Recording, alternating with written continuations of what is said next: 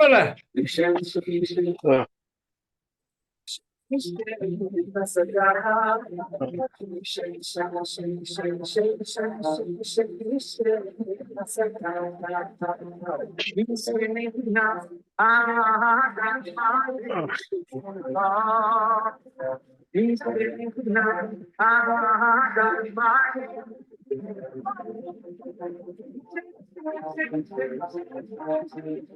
Jack.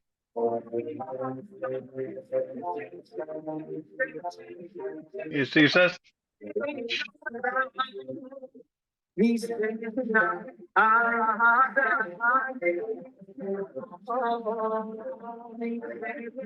All right, cover B'siyata D'Shmaya, cover the Hilig Shabbos. Hope everyone's doing well.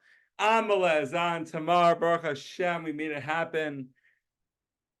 We're not gonna. I don't know. Not a promise we're gonna do every day, but times like these, 41 days until Purim, got the Chavra pre-Super. Don't forget about Perm Katan. Purim Katan. Is Purim Katan today? No, it's coming up. It's coming up. Purim Katan's coming up. Oh, is that on Wednesday? No, Friday. Friday. So I'm off. So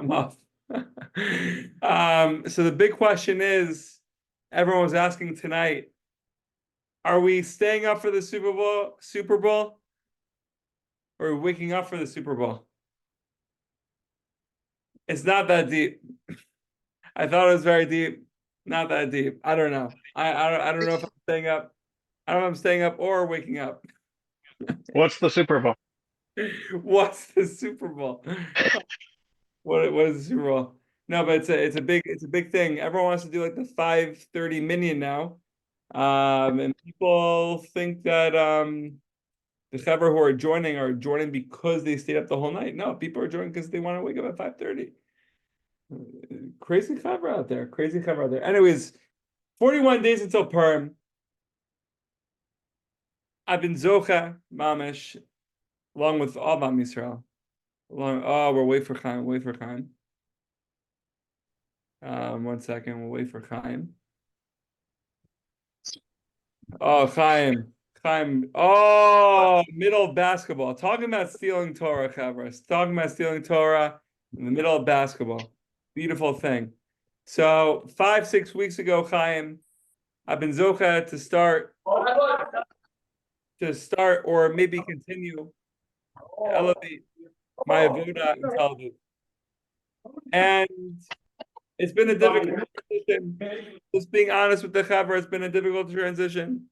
You go from thinking that you have no structure to having a lot of structure.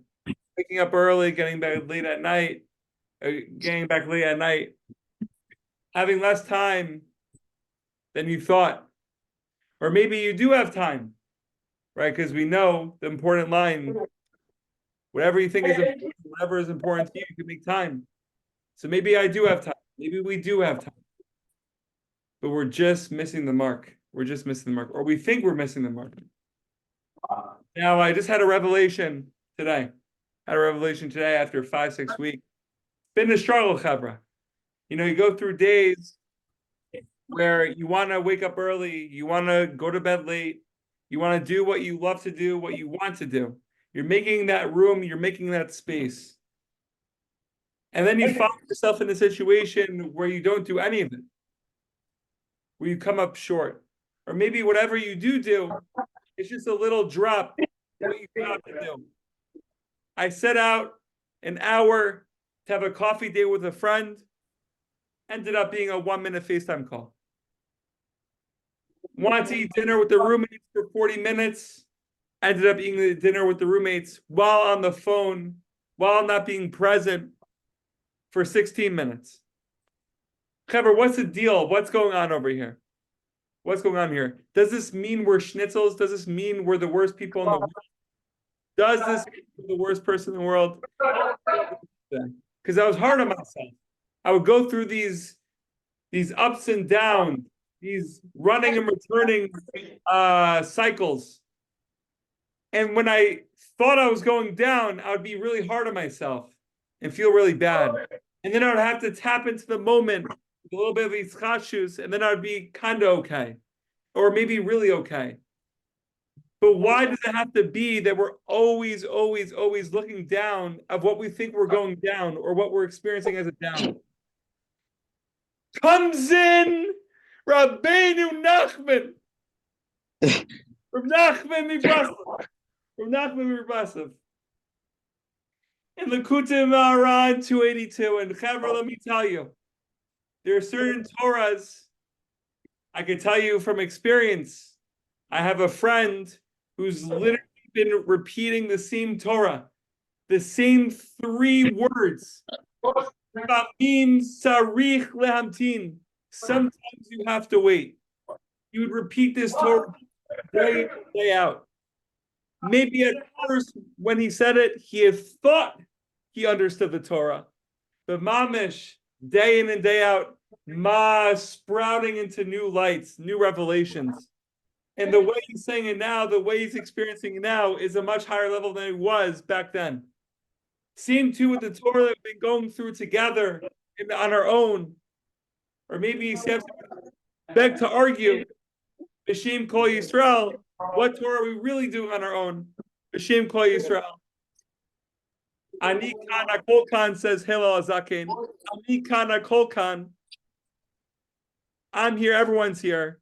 B'Shem Kol Yisrael.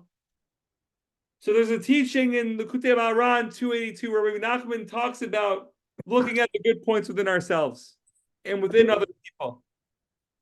If we look at the Haftel Recha Kamocha, a lot of the Siddiqim tell us, love yourself like you love your neighbor, or you love your neighbor like you love yourself. Which one is it? So many Torahs for days and days and days, for years. For the Torahs that we're going to be discussing tonight, for the next couple seconds, is loving yourself. And then once you love yourself, you can love other people. Meaning to say, if we're able to love the little bit that we are doing, then we're able to love the little bit that others are doing. If we're able to love the lot of bit that we're doing, then we're able to love the lot of bit of what other people are doing. It's a beautiful thing. It's a reflection. So much so, how does Rabbi Nachman start up the Torah? You would think, you have to be Damakat to other people. You have to judge others favorably. But he starts up the Torah with loving ourselves favorably, by looking at the little bit that we are doing and judging ourselves favorably. So he's interpreting that Torah, like you have to love yourself. And once you love yourself, you're able to love other people. It's just the path that we're seeing, the parallels that we're seeing. So how is it? How are we able to love a little bit that we're doing? That's the question I'm asking myself today. That's the question that I've been asking myself the last month. Comes a conversation today during lunch. I was sitting with this girl, this amazing girl, colleagues. I'm official, Kabra. I'm official. You're official. Is he official? Colleagues. Are you kidding me? Colleagues. I was a colleague. It's an amazing thing. It's crazy how we went from saying a Yiddish to a colleague. It's a colleague. So legit. I'm legit. So I'm legit, even with the mask, the whole thing, mask, camera. Okay, anyways, 41 days until Purim. Maybe we gotta fire it up. Come on. And we remind ourselves of Purim Katan. It's coming up. So, anyways, I'm sitting with this girl, and we're talking about belief in the Ribbana Shalom. And she said, my belief in God is different than yours. And I'm like, Gewalt! She's like, my relationship with God is different than yours. I'm like, even more Gewalt. Whose relationship is the same? Whose belief is the same? So I had this revelation on the spot, and this is what illuminated this whole Torah, is that, you look at me, I have like the kippah, a little bit more serious, making a bracha. going to be God on. forbid. God forbid. God forbid. Mamish, God forbid. Purim is going to reveal that. Too serious. Who was serious? Purim. But could be, I'm just being honest with the Chevra, could be a mumbling bracha, a little bit mumbling, it's like mumbling bracha under the breath bracha, it's just being honest with the Chevra. That's a little bit that we're doing. It's a little bit that we're going for, right? So she could think, you're that legit, but me, who am I? I said, no. I think the way you're seeing it, the way I'm seeing it is completely wrong. Because the little bit that you are believing in, or the belief that you don't even think you believe in, that little bit is infinite. If you believe in part of God, you're believing in all of God, because that part of God is infinite. It's the deepest revelation in the world. Her neshama was like mamish tickling. The smile was an inner smile, Chevra. It was an inner laughter. It's an inner laughter that just came out. She's like, what? No one has ever told me that before. No one has ever told me that before. I just told myself for the first time that that's a thing. Mamish, the little bit that we believe and love in God is everything because it's infinite. Same too with us, Chevra. Same too with us. The little bit that we think we're doing, the little bit that we believe we are doing, the little bit that we are doing, by believing it, by doing it, by seeing it, we're seeing, believing, and doing everything. Not to say that we're just going to be plateaued for the rest of our life. But if we're able to start from wherever we are, and from that place be besimcha and love it so much, and then build and yearn for higher places from that point, wherever we find ourselves, it's a beautiful thing. We should know and believe in this dance, in this balance between feeling okay, believing in oneself, believing that we're good human beings, while also having the perpetual desire to go higher and higher and higher. And same too, the hafta, the recha kamocha. Once we have that with ourselves, we're able to see in other people. We're able to say, you're a Jew. Gewalt, that's enough. Just to begin with, you're a Jew. And to find the little bit, the lot of bit in the other Jew. Then to believe in the other Jew and the heights that they could achieve and they could get to.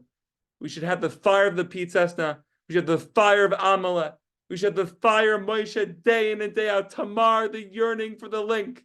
For the link! It's just a copy and paste. Chaim in the midst of basketball. In the midst of basketball.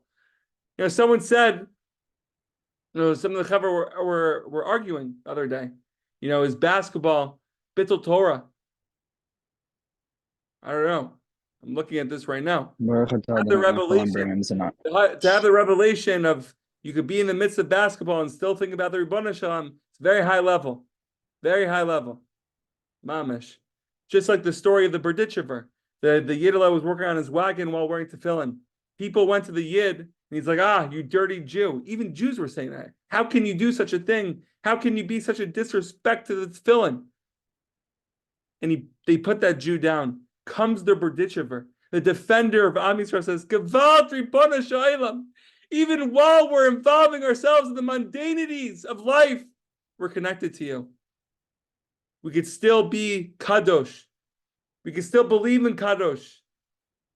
B'siyata d'shma, 41 days until Purim. Questions, comments, please feel free. Can I just rip a chiddush real quick? I know there's basketballs bouncing, but I just got to rip a chiddush. We know that at the end of the day, it's all about being a kli. Meetings with your friends for a minute or 10 minutes, whatever you plan. Like we just got to be like water, like the Torah. But there's a reason that tonight, the biggest event of the Fans Who Ask Them to the World, some say America, is the Super Bowl. Because every Jew just needs to be a Super Bowl. Oh my God! And everyone will watch, and then everyone will observe, and light will be shown into the world. Just be a Super Bowl. I don't care what number. Want to hear crazy chiddush about the Kalim? Not a chiddush. No. Chiddush to me, but the Rebbe, the Lubavitcher Rebbe says, commenting on the Rambam, the way the Rambam explains how the menorah and the Beit Hamikdash looked. It had different ornaments around it. It had the cups holding the oil, and it had different decorations along the branches. So part of the decorations, as described in the Ramban and in the Mefarshim, is that it should be in the shape of an Alexandrian cup. Yet when the Rambam himself draws out what the menorah looks like, it show and the shape of. Let me step back. The shape of the Alexandrian cup is that it is narrow at the bottom and wide at the top. And when the Rambam explains, when the Rambam draws out the shape of the menorah, he shows that this cup is kiviyachol upside down. That this ornament, there's an ornament that looks like a cup, and it's not the bowl itself that's holding the oil, but it's just a cup that's kiviyachol a perach. The Baba Rebbe explains that the whole purpose of the menorah of this cup is to be like a mirror, or like an allusion to the menorah itself, where we know, or the different ornaments, different things in the Beit HaMikdash themselves, that we know in the windows of the Beit HaMikdash were narrow from within and wide from without. And the whole purpose was that the light of the Beit HaMikdash would shine outwards greater, and the light from the menorah would shine through the windows, the little slits, and expand out to the whole world. And so too these cups on the menorah, that their purpose of being downwards, like, meaning if you look at it, it'd be how would I do this on the screen? Like they were downwards like this. Instead of being upwards, they'd be downwards like this. So the whole purpose was that the light from the menorah would stream through these cups and be able to flow outwards as like a kli, and he relates this to the idea of a cup, where the purpose of a cup is not to hold water. The purpose of a cup is not to hold water. It's changing. It's like a different, changing our whole thoughts of what it really means to be a kli, where the purpose of a cup is not to hold water, but rather to drink and pour. Where one, you could say, a cup, yeah, of course it's to hold. But no, I need to drink. I need to give others. That's the purpose of the menorah. That's the purpose of a cup. I don't know how I got to this, but I wanted to say the story of, there's a Chabad Chassid that was traveling to, I think he was coming from Monroe, and he was going up to the Catskills. Now, I don't know New York, so I could be totally wrong, because anyone from New York can correct me. No, you're on point. Okay. And he stopped at the gas station right before Catskills. And if anyone knows, I don't know where this stuff is, I just know the story. Stopped at a gas station, saw the gas attendant, and decided to ask him if he was a Yid. And he said yes. And it's actually so fitting, because I'm sitting here with the Satmar Rebbe in my background, Baruch Hashem. And he asked him if he was a Yid, and he said yes. He says, would you like to put on tefillin? He says yes. He starts putting on tefillin. Then another car pulls up. It happened to be Satmar Hasidim coming to go to the Catskills, and I'm sure everyone knows the story. But the Satmar Hasidim are looking at this Chabad guy and say, what is this guy doing? Dealing with the gas. It's not appropriate. And I thought it's because the Baba is the Berditchever. And whatever, so he puts on tefillin, takes it off, and then he walks over to the Satmar Hasidim and say, you know who that was? That's the descendant of the Rebbe, whatever. And you know the story? No. Where do you see it? Maybe some. I read it one time. I heard it. So they said, like, this is the grandson of the biggest Rebbe and of whatever in this type of sect or whatever, and they're all like, whoa, like, you put a tefillin with him, like he was wearing tefillin, he was doing this, like, and they were inspired, they being like so ecstatic that this guy was like such great yichus, and he's doing beer and tzaitzais, all this crazy stuff. And the Chabad guy looks at these, he says, it's not true. He's not the descendant. But he's descendant of someone even greater. Descendant of Moshe Rabbeinu, descendant of Yitzchak and Yaakov. Even he has the biggest sichus. Whatever, it's the more Haskell. We realize that the kid putting on tefillin at the gas station is the son of Avram Yitzchak and Yaakov. Chaim. L'chaim. Check. Woo! The light menorah right here. Shining in. Shining in. So good. Any other questions, comments? Amala. Comment. Don't forget to want to want. To want to want. To want to want. Isn't that the hold it? I think your brother may have posted Rabbi it. Nachman. Rabbi Nachman, the want to want. It's also this Torah by the I was gonna say something else. right here. What? Do you know the mashal about the Baal Shem Tov about teaching us to walk? There's like Hashem teaching us to walk when you're falling, struggling. Like Hashem is behind you the whole time. When you're falling, he's teaching you how to continue to walk. Hashem is there with you. It's like the footprints. It's like the footprints. This is like the You know what I'm talking about? Kamashal Hatinok in Torah. Rabbi Nachman brings it down in Torah. He does? That's the Baal Shem Tov. So Rosh Hashanah also talks about the Mishal Hatinok, but the different Mishalim of the Tinok.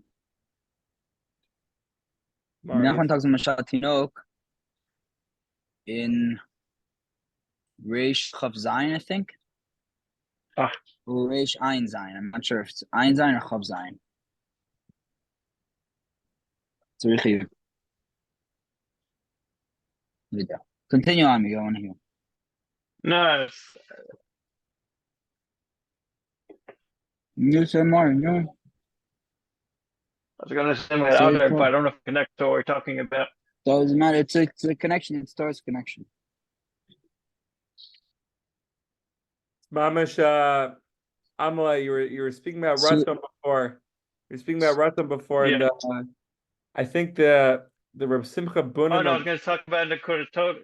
Sorry, you're saying the Kudah Tova every look at the halachos. That's the whole about waking up in the morning. You have to judge yourself favorably in the morning. Yes, the morning star, the morning star.